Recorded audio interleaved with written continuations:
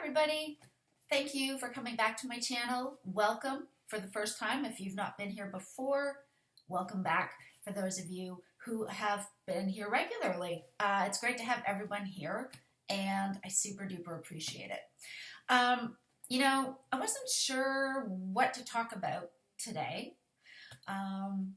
Sometimes it's like feeling like, oh, I gotta be so different and out there and creative, and maybe someone wants to see what I ate in a day, and then I realized, but that isn't my style. That's not me. And to be honest, what I eat in a day is really boring. If this is the first time you're watching one of my videos, basically what I eat regularly is I will cook up 3 pieces of bacon, nice and crispy, put them on a plate. And then I'll take a great big handful of ground beef or mince for those of us living over here in the UK. I'll fry that up in the pan, put in a couple of egg yolks, salt just a little to taste, and when it's all cooked through, mixed up and cooked through, sort of scramble it all together, if you will, I put it on the plate, I crumble up the bacon, and then I sit and I'll eat it with a spoon. And the beef I use is 20% fat. And of course, I put whatever bacon grease or beef fat is in the pan, that goes onto the plate as well. And that's what fills me up and makes me feel satiated and keeps me going for quite a while, usually quite a few hours before my next meal. And I typically eat my breakfast and then the same thing at dinner, which is I always eat before 6 o'clock. And, there are people out there who say, well, you should try to get up in the morning, watch the sunset outside with your bare eyes, or, get that light coming from the sun that we don't see, the invisible red light that's there, and it tells our bodies it's time to wake up. Now, because of the time of the year it is, and I live in England, basically, we have a greyhound and we have a spaniel. Both rehomed. The spaniel was from one family that can no longer look after him, and he's now 2.5. And our greyhound is a retired racer, and he is 3. And we've just had him a month now, about a month. And so he's just getting used to being in a house, being with another dog that isn't a racing dog. Now his previous owner, who's a lovely, lovely guy, took such amazing care of him. But it's different for him now to not have to be training to be race ready. So he's eating a bit less. He's resting a lot more. He gets to chill out more. He's got a nice, giant, comfy dog bed. That's all his. And he's just getting used to like TV sounds and living indoors and instead of in a kennel. And it's great fun, but at this point, both of them, at about 4 o'clock in the morning, they both need to go out, and they both want their breakfast, which is fine. So by 4:30, they're fed, yeah. And so that means I'm up. Now, what I've discovered as a trick, as a secret, is even if I'm up at 4:30 to feed them, I can usually lay back down in the spare bedroom, which is in this room here in the office, and I can usually, not always, but usually if I lay down whilst Billy the greyhound is having his breakfast, I can usually get about an hour and a half to 2 hours more sleep. So I usually go to bed by 10:30. Well, I climb into bed by 10:30 at the latest, typically. And so if I get sleep until 4, well, that's great because that's already 6 hours of sleep, right? So basically what I'm saying is I'm not up because I have this burning desire to see the sunrise, although I am up in the morning when the sky lightens, and that's pretty amazing to watch God, bring another day and for the sun to, sometimes the sun comes out, but just to see the sky brighten up from the pitch black of dark, very cool to watch. And so I get to see that, and that is the time when it's just me and I'm in the lounge, living room if you are in North America. It's just me and the dogs, and if I don't get a chance or if I'm unable to fall back asleep, That's all right. I get up, and that's my time to spend praying and meditating and worshiping God and just talking to Him and sharing my problems with Him. And by the time that's done, and I look up, from because my Bible is virtual, it's on my Kindle. By the time I'm done having that amazing time with God, and I look up, I get to see in stages because we have a big bay window in our lounge. So I look out towards the driveway and where the shrubs are that belong to the neighbors, and I see as the sky gets lighter. Not necessarily sunny, but I see it get lighter and brighter, and it's a great thing. But at the moment, most mornings it is pouring with rain, so I'm not going to go stand outside and look up at the sky where the sun would be because I'll get drenched. And I'm just finally getting over a cold virus, so that's not going to happen. But as the weather gets a little bit nicer and less wet, I do that. I'll go outside in my robe and slippers, and I've been known to sit outside in our back garden and take my slippers off and ground myself while I have breakfast or spend time with God, and it's amazing. But you know what? I have realized that while it may work for somebody to do that strictly and religiously every day, that doesn't work for me. I suffer with Raynaud's, which is, in actuality, it is a symptom of the fact I have an underactive thyroid. So between my poor metabolism, underactive thyroid, and Raynaud's, that was finally, and very, dangerously, to a doctor, dangerously high triglycerides, putting me at a place where they had to put me on statins to keep the cholesterol down and see if that helped with the triglycerides. And then, of course, it didn't. But then we had COVID, and then I found keto, and then eventually I found my way into carnivore slash the Genesis diet. And again, that I did not invent that. I'm pretty sure somebody else already used that, and basically it is, particularly if you go and read through Genesis chapter 9, but you see how God speaks to Noah and explains that we are over the animals and all the plants, and we are to eat the animals provided. So anything that ran or walked or crawled or swam or flew and does today, we can eat it. I do best with beef and lamb. I don't really eat chicken at all. Occasionally, if we have deli chicken, like lunch meat, I'll eat that. But I find it's far too lean, and all it does is it makes me hungrier. And the same goes for pork, unless it's fatty cut of bacon, or sometimes sausages. But even then, if you make really nice, say Cumberland sausages, or we get really good, or I get sausage meat from the butchers, I could go through a whole tube of that stuff. So, I don't know, 400 grams of the sausage meat I could eat all at once. I don't, but I'm just saying I could, because I have some and I just want to have more. So, I do best with ruminant animals.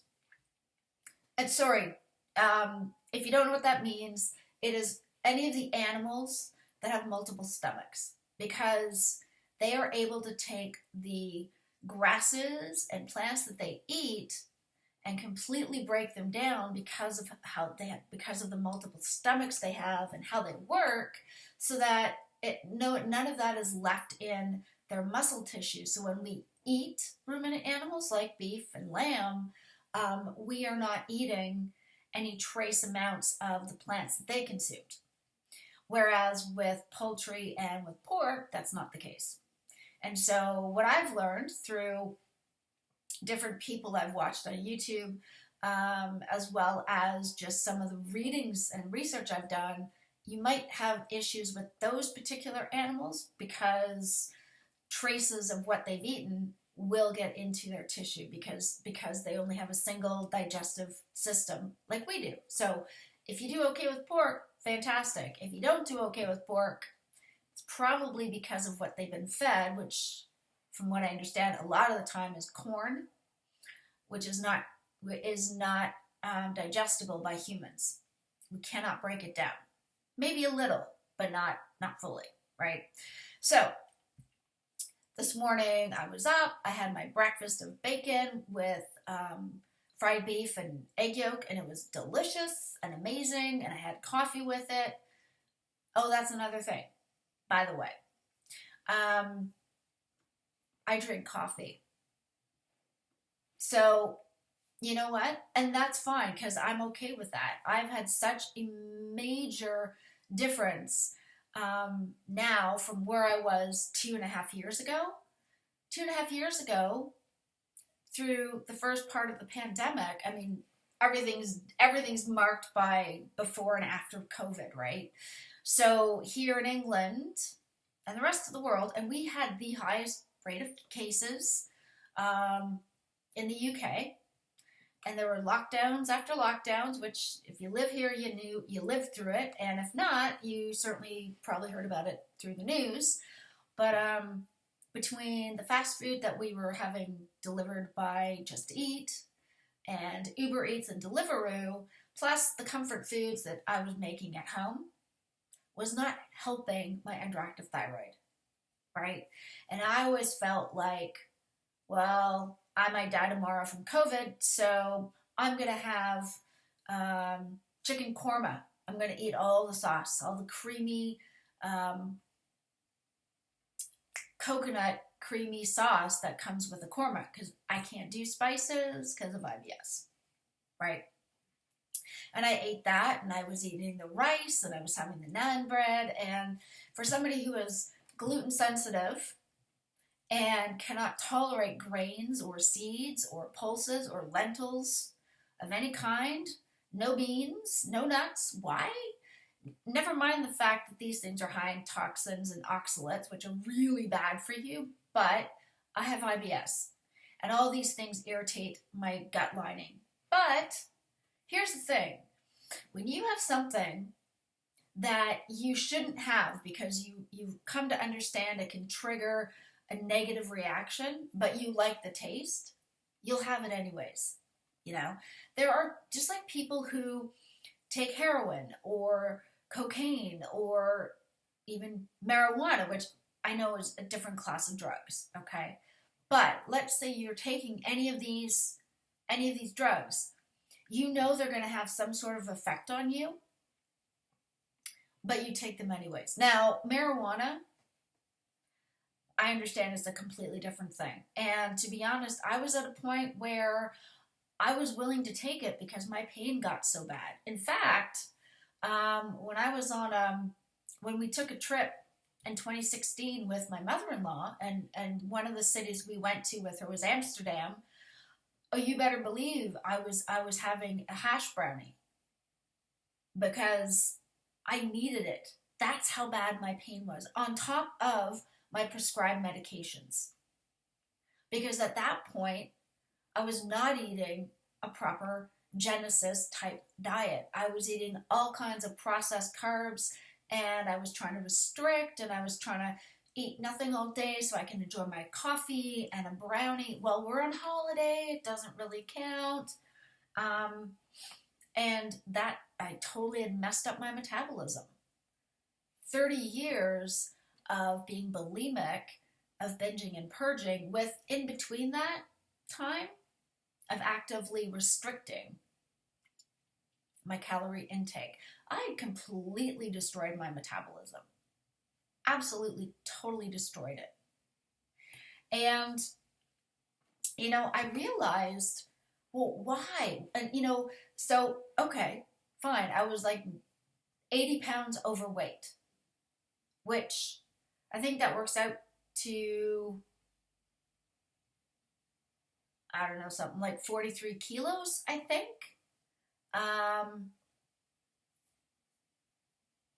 3 or 4 stone, maybe, overweight, something like that, roughly. And the pain was unmanageable. My depression was unmanageable. But more importantly, to be honest, my depression was all right with my antidepressants, with my sertraline, but my anxiety was through the roof. And it was supposed to help with my depression and my anxiety, and I felt like it didn't do anything for the anxiety at all. And then, of course, we had COVID, and we had lockdowns, and every day we watched the news to find out how many more people have sadly died from this. Will I be next? Right? And on top of that, trying to deal with an eating disorder, trying to convince myself, well, I'm not making myself throw up anymore, so I guess I'm fine.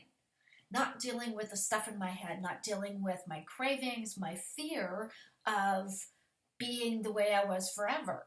And yet at the same time, in so much pain and agony, I was so bloated. I honestly, I looked 6 months pregnant because I was so painfully bloated, eating all these superfoods that were supposed to be good for me, even though I couldn't tolerate them. The advice I'd been given at one point by a doctor, by a GP, was, well, you're not allergic to gluten. You're simply intolerant of it. So if you eat more of it, you'll build up a tolerance.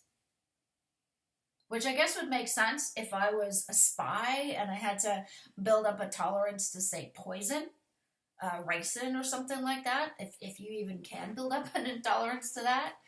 But honestly speaking, that's the stupidest thing someone can say. It really is. If you have an intolerance, means something's wrong with your gut, and you maybe need to figure out what that is and heal it, and then see if maybe you can build a tolerance for it, right? But again, nobody knew anything at that point. I didn't know about keto. I didn't know about low carb or how healing meat could be. I didn't know any of that. So, and what I've come to understand is that doctors get almost no training in nutrition, and the training they do get is based on incorrect information. And now, as a Canadian, there is always a rivalry with Americans. I have friends who are Americans, who I think very highly of, who I care about, I love dearly. But that doesn't mean there isn't going to still be some rivalry between us over certain things. And doesn't mean if something that came out of the States, I'm not going to say, that's your fault, guys. What am I talking about? Well, I'm talking about when the American Heart Association was founded, the gentlemen, the professors at Harvard who were part of this foundation, had been paid by the big sugar companies to lie and say that fat was bad for us, that meat was bad for us, but that sugar was not bad. It was not the culprit, and that in fact, people should worry about fat and not sugar. The truth is that everything that causes our problems comes from either sugar itself or any carbohydrate, which then becomes sugar once it's gone through the liver and been, processed and dealt with. That in fact, the good and healthy fats that our ancestors ate, not even that long ago, even 100 years ago, even just 100 years ago, when people were frying with butter, cooking with lard, eating the chicken with the skin, not worrying about the good fat that comes with the animal. People were eating chicken legs and drumsticks, not worrying about, it's the dark meat, it's too full of cholesterol and fat, it's bad for you. No, it's not. Those fats are good for us. Those are healthy fats. If you can tolerate things like avocados and olives and coconut, great. Those are sources of healthy fats, but obviously the best source for the amino acids and things that we need that we cannot make ourselves comes from animal meat. And always has.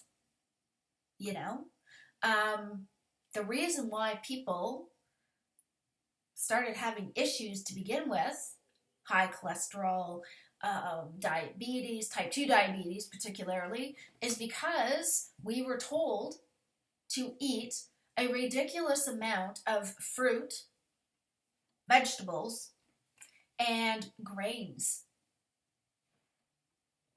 And meanwhile, these are the reasons why people have heart disease and cannot get rid of their body fat, and why they are constantly perhaps dealing with gut issues like leaky gut and IBS, as well as the fact that they are retaining fat and fluids, because when you consume the carbohydrates, they make those things cling to the body. And yet, we all believed it. Everyone believed it. Somebody decided that they were a specialist in nutrition, and, coming out of, say, Mr. Kellogg, yes, of Kellogg cereals, was part of the Seventh-day Adventists, who said that you have to eat vegetables and cereals and grains. Why? Because it will make you have lower libido. It will prevent people from, desiring sex outside of marriage or even within marriage. And if you weaken people by eating vegetables, etc., if you weaken the libido and all those, and that part of the system, you're going to weaken everything else. And so somehow it became, oh, well then I guess that's good for everybody. It does not provide us with energy. It weakens our systems. And it isn't what God intended, right? I'm not saying people can't have fruit. I mean, heck, if you live somewhere that it is warm year-round and you have fruit year-round, feel free to eat a little bit of that fruit. But keep in mind, there is fructose, there will be carbs, and those things convert into sugar. So is it really worth it? I would think not. And if you live somewhere like I do, even though it's like 11 degrees out, I know that things like melon are not growing locally. Meaning, we're trying to get in fruits and vegetables that, first of all, are not available here normally right now. And so we're trying to eat things that our bodies should not be adapted to at this time of the year. So why do that, right? Seems kind of silly to me. What do I know? Also, I love vegetables. I love them. I don't eat them anymore. But I used to eat them, and when I would end up feeling bloated and sick or in pain, I just thought, because of my mindset with my eating disorder, I thought, oh, God's punishing me for eating. Now that's ridiculous and obviously not true. But I ate vegetables in spite of how I felt, because I was, I believed what everyone else believed. These food guides, which I think may have come out first initially in the U.S. and then came out in Canada and all through the Western world, it was all part of, big farms saying, look, we need to sell our grains, we need to sell this stuff. Let's get people to believe they have to eat all these vegetables and fruit. And meanwhile, vegetables were not intended for human consumption. They really weren't. Because think of how hard it is to digest things like broccoli, cauliflower, beans, peas. Everybody who consumes these things, garlic and onion and mushrooms, everybody gets a bit of gas. Everybody. They produce gas, okay? If you have IBS, it's horrifying. It's worse than that. But everybody, even if you don't have gut issues, these things give you gas. So that just kind of, I don't know, I'm not a scientist, but that just tells me that if they cause such a problem to the human digestive system, then perhaps it's a sign we aren't meant to eat them. They may be fine for animals, right? And particularly the ruminants with the multiple stomachs can actually take that, and even when the gas is formed, it gets turned into something else again through the multiple stomachs, so it doesn't upset the animal. Whereas with us, holy smokes, right? We joke about, oh, somebody had Brussels sprouts or broccoli, and oh, we're going to smell that soon, we're going to hear it soon. That's because we're not designed to digest those things. We're not. They're not meant to be digested. And it's because of perhaps the oxalates and the toxins in them. It could be the starch that is causing it to be an issue, the high fiber content. Don't know. But I do know that our bodies do not need fiber. We do not need to add plant fiber to our bodies, because as much as they say it's soluble, let me tell you what, if you have IBS, nothing is actually soluble. Nothing is digestible. Okay? It's not. And it wasn't until I cut it all out that I finally had regular bowel movements. Honestly, like, it didn't happen overnight. It took about a month or two because there was so much damage done in my gut. But it took a while. And once my digestive system was working properly, I've not had any issues. Now, I had low stomach acid, and that was because I restricted my calories so much for so long.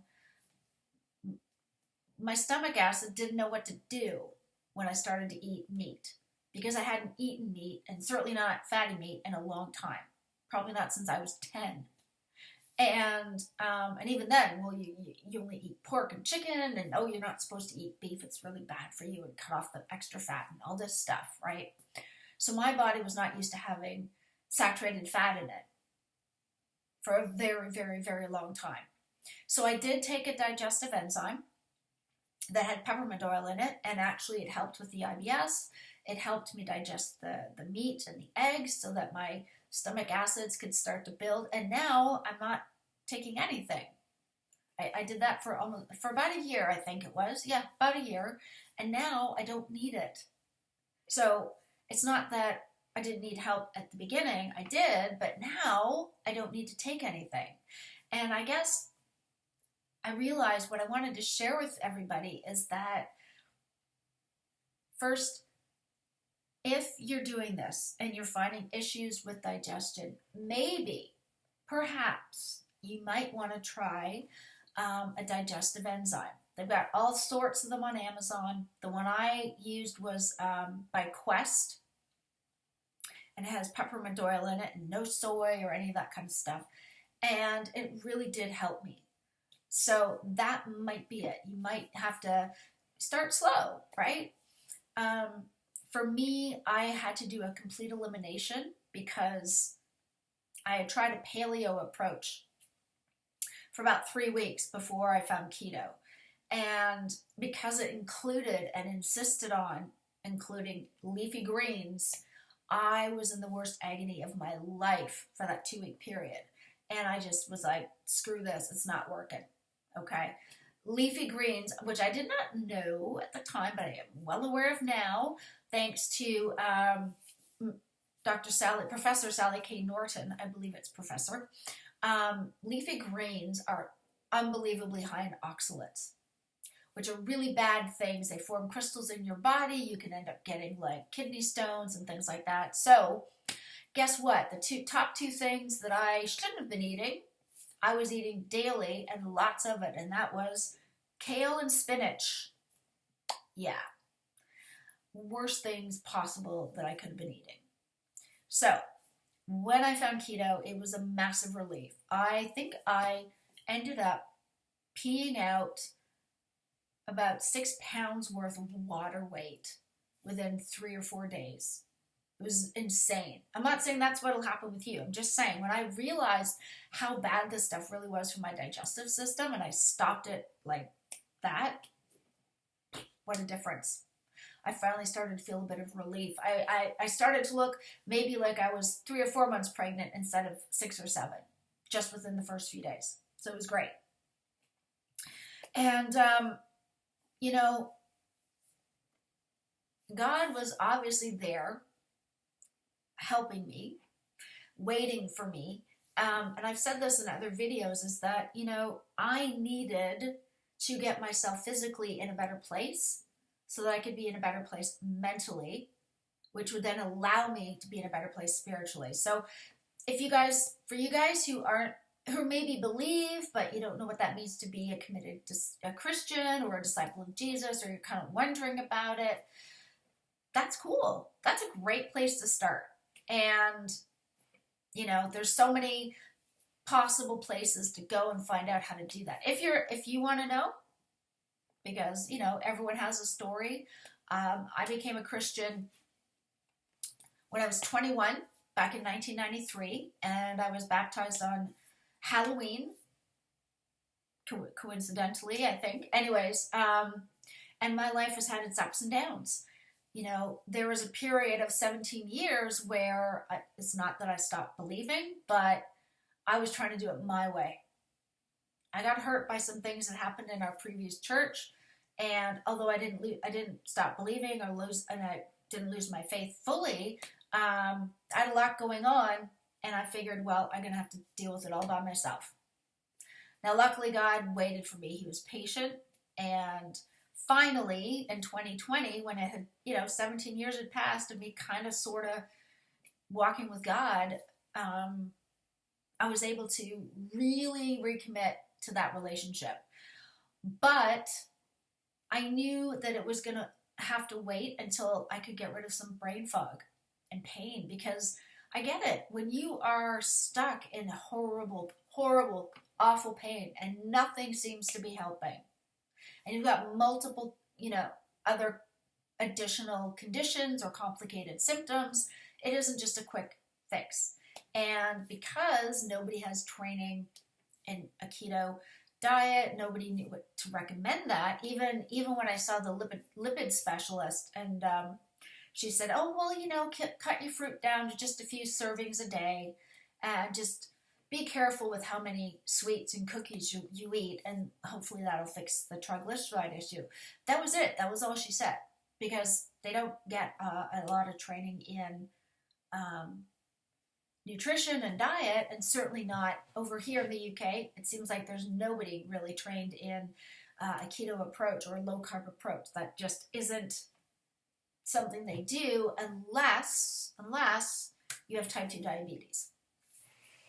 And then it's all about trying to find substitutes. So it's not how do you get off of the baked goods and the sweets. It's, okay, how do you find a sugar-free version? And I don't think, because that's something my husband manages in his life, he was never told, well, cut out all bread forever. It was, okay, so you probably want to substitute white bread with whole wheat, which makes no sense, because at the end of the day, it's processed carbs and it's going to convert to sugar in the body, right? Which is why he's got metformin and all this other stuff. So he's trying to be more ketovore-ish. When he's at home, he has bacon and eggs for breakfast. He'll often have a wrap or maybe a sandwich with a lunch meat filling.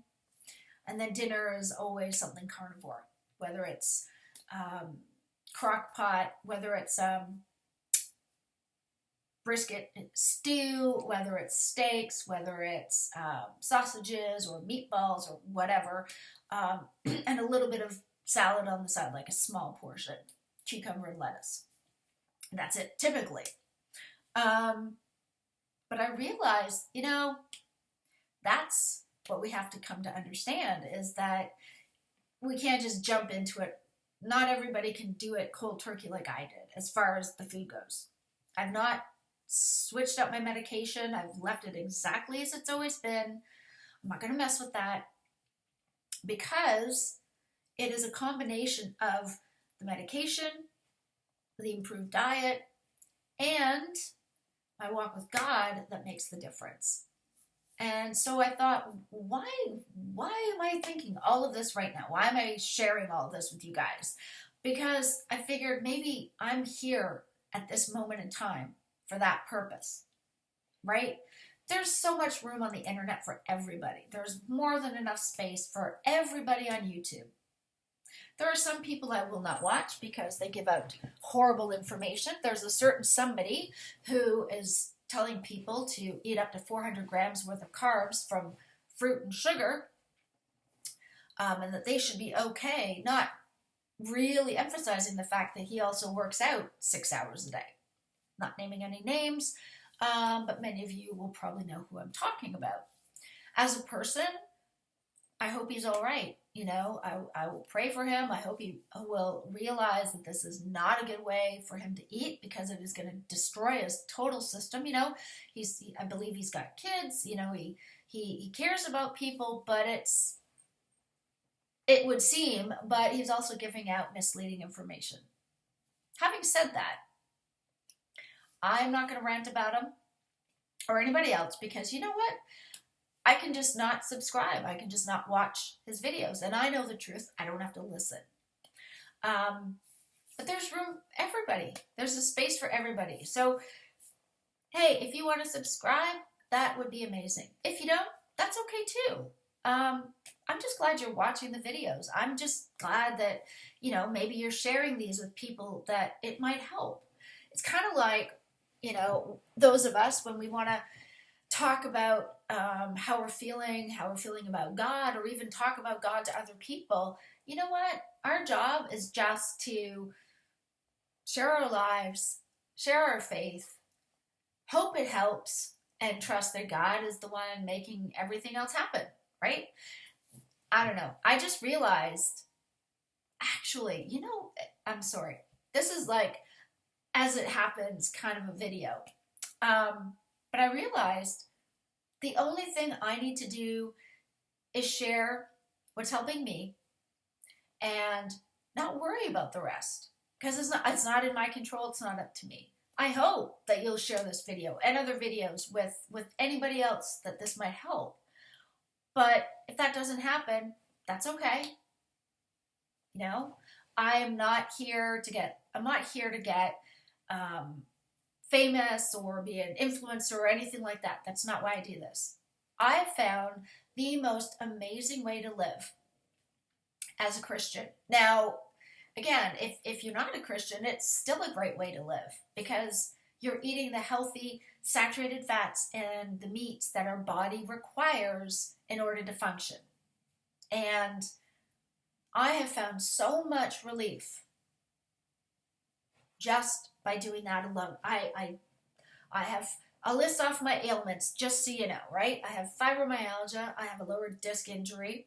I have an irritated and inflamed sacroiliac joint.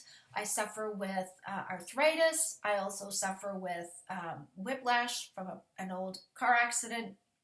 I have Raynaud's, which means for whatever reason your brain tells the nerves in your the blood vessels in your feet and hands to open or close when they shouldn't. So it could be 28 degrees outside, but my toes and my fingertips would still be cold. Or it could be really cold in the house, but for some reason my fingertips and my toes get really, really hot. And they'll go purple and then white when they get cold, and then it really stings when they thaw out. Okay? So I have all that. I have IBS and a leaky gut. Yeah, and so all those fun things. I deal with anxiety. My depression is well managed. I have moments sometimes where I feel a bit low, but overall it's an anxiety of stuff. And what I've realized is, first of all, I need the medication, and I'm not just going to stop taking it because it is helping me. And hey, if you reach a place where maybe you have a mild medication that you're taking and you want to come off it, fantastic. For me, and for a lot of people out there, please don't feel like I'm going carnivore, I'm going meat-based, I have to get off my medications. No, you don't. God created people who invented them for a reason. If they are helping, fantastic. Maybe you'll need a lower dosage. Maybe someday you won't need them. And that's okay. Maybe you will continue to need them because they help balance out chemical issues in your brain or whatever. Like if you're bipolar or you have ADHD and you're taking medication for it, don't just stop. I'm not saying, the going and eating, getting rid of all the crap and the processed stuff will alleviate probably most of, maybe even all of your symptoms. But even if all it does is make your symptoms a little less and therefore manageable, isn't that worth it alone? I think so. Why not? And so I realized I was reading something today, or I was reminded of something I read today in the book of Esther. And it's in Esther chapter 4, in verse 14. And Mordecai is speaking, her uncle Mordecai is speaking to Esther. And it says, verse 14, if you keep quiet at a time like this, deliverance and relief for the Jews will arise from some other place, but you and your relatives will die. And who knows if perhaps you were made queen for just such a time as this. Now, obviously, if you know the story, you know, she married the king. They were in Persia, and Mordecai found out that the right-hand man of the king was preparing to get all the Jews wiped out because it didn't like them. And Esther was now the queen, and she had the opportunity to go and ask the king not to do this. And the rule at the time was even the queen herself could not appear to the king without being invited, right? She could be put to death for doing so. But as it turns out, she did go to the king, and the Jewish people were saved. Okay, long story short, sorry, I'm not saying I'm the queen. I'm simply saying, you know what, if I don't speak out and share the amazing truth of eating this way and worshiping God and developing a relationship with him, yeah, someone else might step in and say something, but that doesn't necessarily mean everybody else is going to try to share the truth, or that they're not going to try to sell you something or, you know, kind of be misleading. Now, don't get me wrong. There are a lot of fantastic people out on the YouTube internet, who are fantastic and amazing, and who truly simply want to help get the truth out that carbs and sugars are the worst possible things to put in our bodies, that saturated fats from animals is the way to go. And including eggs and the yolks, and if you can tolerate it, dairy, light, full-fat milk, heavy cream, a little bit of cheese, etc. And of course, you tweak it a bit for everybody. But I would say that, first of all, one of the best people to follow and to watch is Professor Bart K. He is absolutely brilliant, and he's hilarious. He's worth watching. His partner, Pim Jansen, also fantastic, amazing, and yes, worth watching. She's got great videos on how to come out of carb addiction. The other person I highly recommend always is Go Keto with Casey. And she is funny and insightful and has some great content to watch as well. So there are some fantastic people out there who simply want to get out the message that, listen, here's a great way to find health, find some healing. You may find that your symptoms actually go completely away or go into clinical remission. Fantastic. But like with me, even if they don't, you will probably see overall some incredible improvements.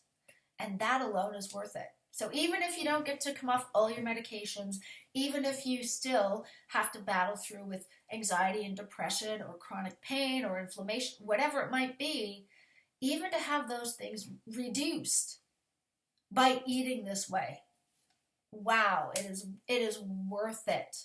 And having a clear mind and the chance to have a personal relationship with God, amazing. Amazing. So wherever you're at, that's great. Even if you're not even sure yet about starting, but you're interested, and maybe this helped you get interested even more, awesome. That's all I do this for. Truly. I just want to help. Not because I have all the answers. In fact, I probably have very few of the answers, but I can refer you to the right sites to get the right answers. Dr. Anthony Chafee is a good one to watch as well. Dr. Sarah Zaldivar, fantastic to watch for her science information. And as I said, Professor Bart K. And Dr. Ken Berry. These are all fantastic channels to follow and watch. If you want to get the science stuff, these guys are where you should be going. Absolutely. Fantastic. And I certainly am not saying I have all the answers. I'm figuring out what works for me. I'm hoping maybe it might help you guys. Like I said, for 17 years, I never stopped believing in God, but I certainly wasn't relying on him, which, by the way, really not the best way to go because, there's a reason why he's God and I'm not. Something, right? So I worked my way back, but I couldn't do that when I was trapped with the brain fog I had. And so once the brain fog started to dissipate, wow, it was amazing. And I was ready and willing and wanting to get close to God again. So I hope this has been helpful. Thank you guys so much for watching all the way to the end. I know it's a longer video. I thought, oh, it'll just be a 10-minute one. And then, I don't know, call it the Holy Spirit and inspiration. I wanted to share all this with you guys. So thank you for watching. If you would like to subscribe, that would be great. If not, that's cool. But I hope this helps in some way. And please feel free to, share it across all social media and wherever you feel it might help somebody. You know what? All of this stuff, everything that I'm talking about is free. There's no hidden agenda. There's no strings attached. I'm not going to turn around and say, and if you want to buy this supplement or buy my new food guide or whatever. No, nothing like that. Because I only know what's worked for me. You got to figure out what foods will work for you. But it's free. So that's just me coming from the heart. Hope it helps. If you guys want to get in touch with me, please do. If you want to comment, please do. I always love hearing from people and seeing where you're at in the journey, and hopefully things are moving ahead for you guys. And if not, and you just want to talk or you just want someone to listen, I'm here. No problem. That is it for me and this longer than expected video. You guys are fantastic, and I should have some more content soon, and it will be a bit of a shorter one next time, I hope. We'll see how it goes. Anyways, that's it for me, guys. Have a great day, and I'll be back with content pretty soon. Sooner than later. Thanks. Bye for now.